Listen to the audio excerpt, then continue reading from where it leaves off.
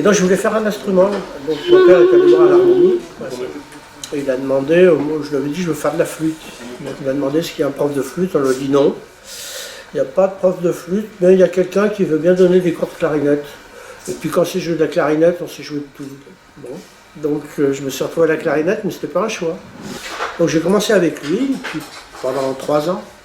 Et puis au bout d'un moment, il m'a dit bon, moi je ne peux plus rien t'apprendre, donc tu devrais aller au conservatoire. Donc je suis allé au conservatoire de Lyon. Et là c'est pareil, j'ai eu un prof vraiment excellentissime, c'était Gendre. C'était vraiment un bon prof.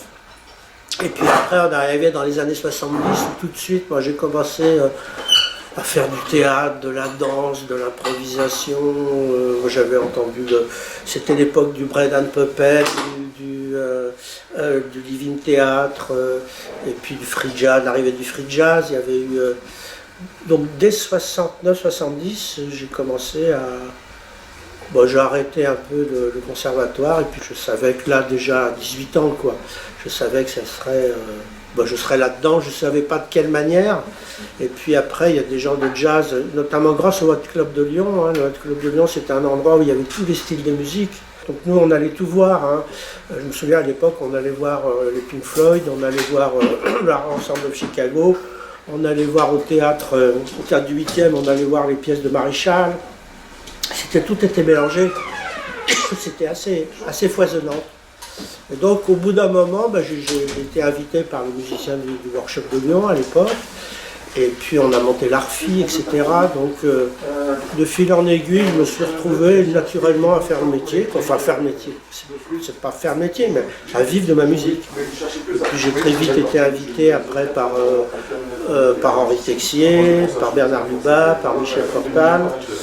Ça m'a ouvert pas mal d'autres voies, j'étais pas uniquement dans le milieu lyonnais, quoi.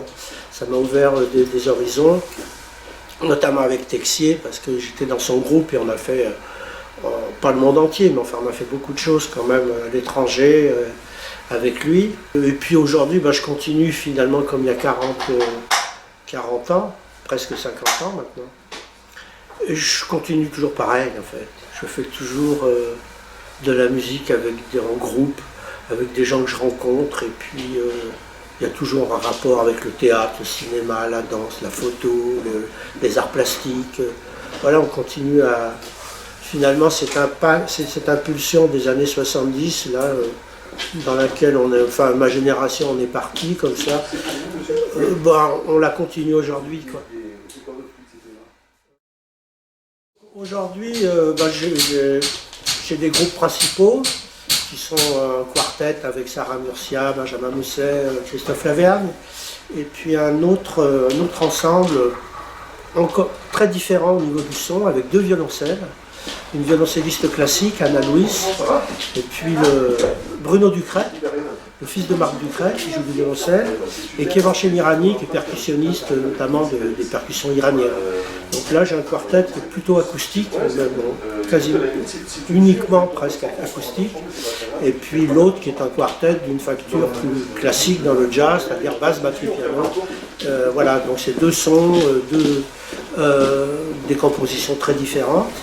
Et puis je suis beaucoup invité aussi par beaucoup de musiciens en Europe, notamment en Belgique, en Italie, et puis avec des musiciens américains aussi, comme Lucian Ban, Matt Maignery. On a 1 ou 2 projets ensemble. Donc voilà, je continue à vraiment monter mes propres projets, à composer les musiques pour ces projets-là. Ça, j'y tiens beaucoup, puis j'en ai besoin. Voilà, un peu mon actualité qui est la même que mon actualité d'il y a 40 ans, quoi. En gros. Voilà. On va un morceau. Séquence Matos. Je joue moi des instruments Selmer.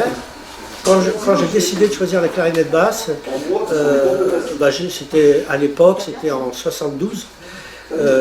J'ai choisi une Selmer, celle qui descend à luth, là, j'avais choisi ça parce que je ne connaissais pas grand chose d'autre d'ailleurs, donc ça s'est imposé comme une évidence. J'ai eu des contacts avec Selmer, ils m'ont proposé de jouer leurs instruments, ils m'ont confié à la fois des clarinettes, des saxophones, et puis petit à petit ils m'ont demandé de travailler aussi sur les instruments.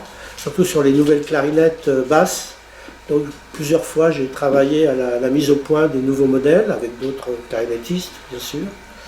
Sur le nouveau bec aussi, les becs concept pour la clarinette basse, c'est moi qui l'ai mis au point avec le responsable des becs chez Selmer. Par rapport à ce dont j'ai besoin moi, la façon dont je joue, les musiques que je joue, notamment la récitale par exemple en si B, c'est vraiment la clarinette qui me convient. Et surtout, comme je joue beaucoup de basse, quand on passe de la récitale à la basse, on a à peu près la même, on a quelque chose d'un peu similaire. Donc il y a des clarinettes, comme j'avais à un moment donné la signature, il faut être beaucoup plus centré, beaucoup plus dedans. Quand on passe de la clarinette basse à la récitale, c'est à ce coup, ouf, il faut tout remettre en place, voilà, d'une façon un peu plus violente. Donc voilà, moi j'avais les instruments Selmer, puis j'ai joué beaucoup les saxophones, donc le soprano notamment, ben voilà, j'avais aussi le soprano Selmer.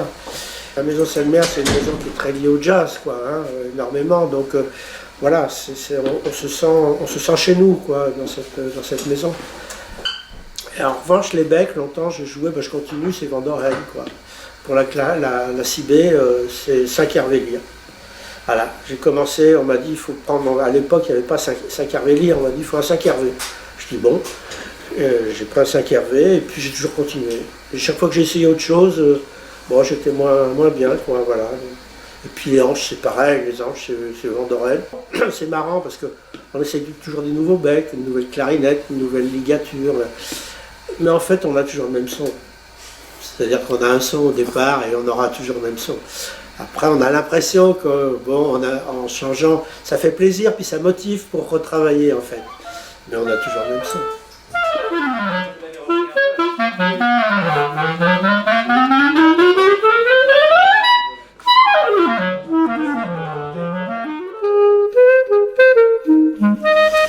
Alors, je travaille essentiellement la si B. Hein. Je ne travaille pas vraiment la basse.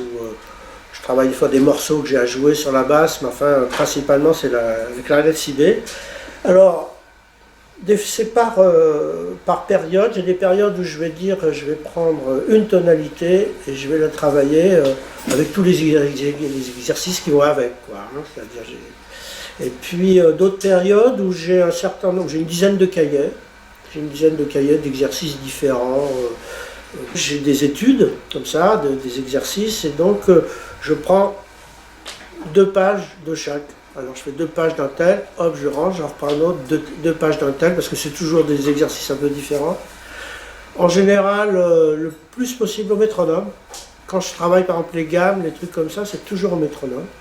À la clarinette basse, je travaille un peu les suites de Bach, parce que ça m'oblige avec la clarinette basse, comme il y a plus d'amplitude des doigts, on peut avoir une certaine paresse des doigts.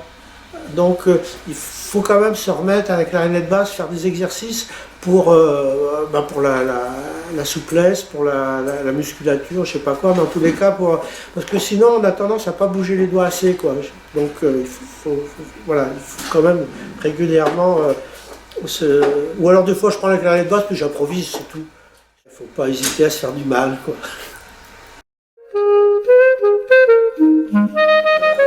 Il neigeait et la neige c'est pas bon pour les. Et je commence le concerto avec l'orchestre, la salle pleine, enregistré, et je commence et je vois une fente qui apparaît. Et plus je joue, plus la fente s'élargit et plus la clarinette sonne.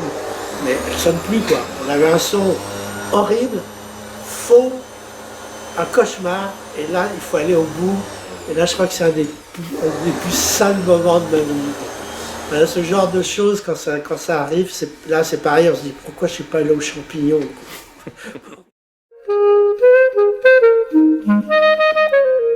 Oui, un conseil aux jeunes musiciens, c'est difficile pour moi de donner des conseils dans la mesure où j'ai toujours fait à ma façon, donc ça serait de dire faites à votre façon.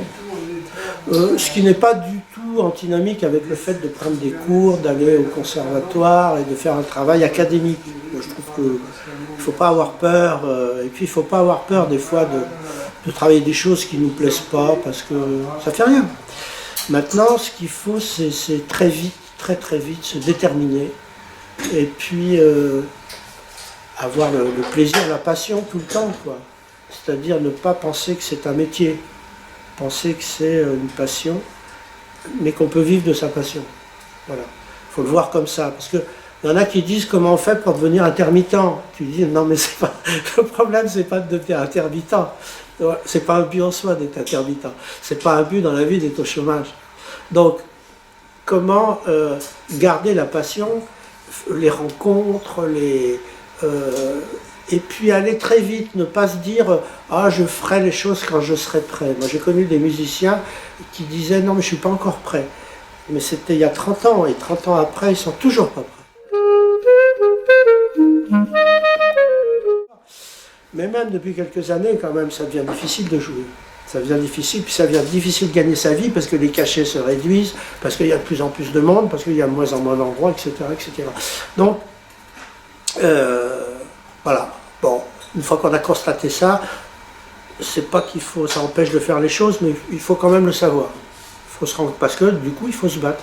Il ne faut pas se plaindre. Voilà, s'il y a un conseil que je vais te donner. Voilà, un. Il ne faut pas se plaindre, il faut se battre. Voilà. C'est-à-dire qu'il faut se dire, je suis pas d'accord, je suis pas d'accord, je suis pas d'accord. Voilà. Mais pas se plaindre. Sinon, on commence à se plaindre, c'est cuit. Il faut arrêter tout de suite.